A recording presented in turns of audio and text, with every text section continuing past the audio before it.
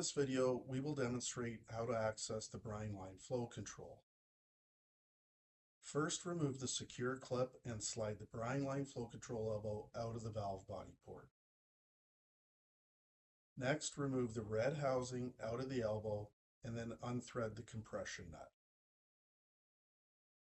Inspect the small O-ring on the elbow for pinching or tears and replace it if damaged.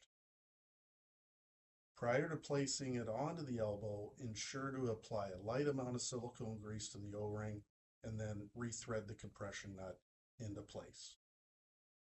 This red housing contains the Brine Line Flow Control. Notice there's an O-ring wrapped around the housing. If this O-ring is pinched or has a tear, it will require replacement as well.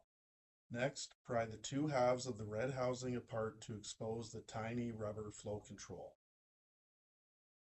This flow control has a precision drilled hole in the center that controls the amount of water being placed into the brine tank during the refill cycle. There are two sides to the flow control. There's an embossed side with the flow rate stamped onto it, while the other side is smooth and has a beveled hole.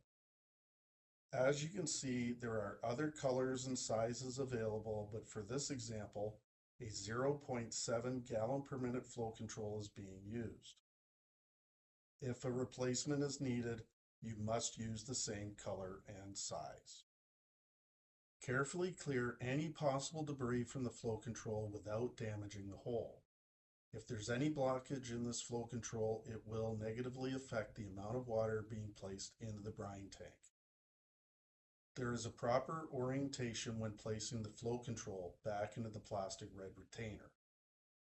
Place the flow control back into the red housing with the smooth beveled side facing towards the 7 o'clock position as the arrow indicates. This orientation is critical for proper water flow back into the brine tank.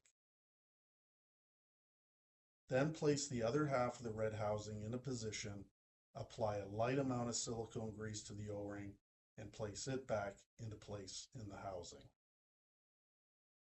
Again, ensure that the beveled side of the flow control is facing towards the 7 o'clock position, and then push the red housing into the elbow assembly. Prior to placing the elbow assembly back into the valve body port, ensure that the port is clear of any debris or buildup. Then push the elbow into position and secure it into place with the clip. You have now successfully inspected the Brine Line Flow Control assembly. Visit us at www.canaturewg.com.